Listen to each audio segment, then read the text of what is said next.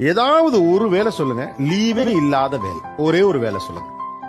எமர்ஜென்சிக்கு லீவு தருவோம், யாரா செத்து போயிட்டா லீவு தருவோம், இல்ல நீ சாக கடந்தா லீவு தருவோம். இது மாதிரி இல்லாம லீவே இல்லாத ஒரே ஒரு வேலை சொல்லுங்க. ஒரு நிமிஷம், இந்த உலகத்துல நிறைய வேலைகள் இருக்கு. இந்த வேலைகள்ல லீவே இல்லாத ஒரு வேலை ஒண்ணு இருக்கு அப்படின்னா அது என்ன வேலைன்னு சொல்லுங்க. இருக்குமா? இன்னைக்கு கார்பரேட் உலகம்னு கொடூரம்னு பேசுறோம்ல, அந்த கார்பரேட்டே கணக்கில் எடுத்துக்கங்க. நீங்க வேலை பார்க்குற இடத்துல உங்களுக்கு லீவ் இருக்கு. நீங்க உங்களுக்கு தெரிஞ்ச வரைக்கும் உங்க ஞானத்துக்கு உட்பட்டு உலகத்துல எங்கேயுமே அப்படி ஒரு நிறுவனமே இல்லை. ஆனா நீங்க யோசிச்சு பாருங்க, உங்க வீட்டுல வேலை பார்க்கிற ஒருத்தருக்கு ஒரு நாள் கூட லீவு கிடையாதுங்கிறது என்ன நியாயம்? கிடையாதுன்னு நான் சொல்லவே இல்லம்மா. இப்போ அவங்களுக்கு வந்து சரி 30 நாள் வராங்க, ஒரு நாள் அவங்களுக்கு ரெஸ்ட் வேணும்.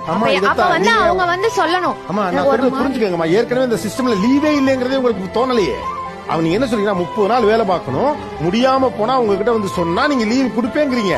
ஒரு கொடுங்கோல் ஆட்சியில கூட அது நடக்காது. இப்ப நான் ஒரு ஸ்கூல்ல ஜாயின் பண்றேன்னா சாட்டர்டே சண்டே லீவ் எனக்கு.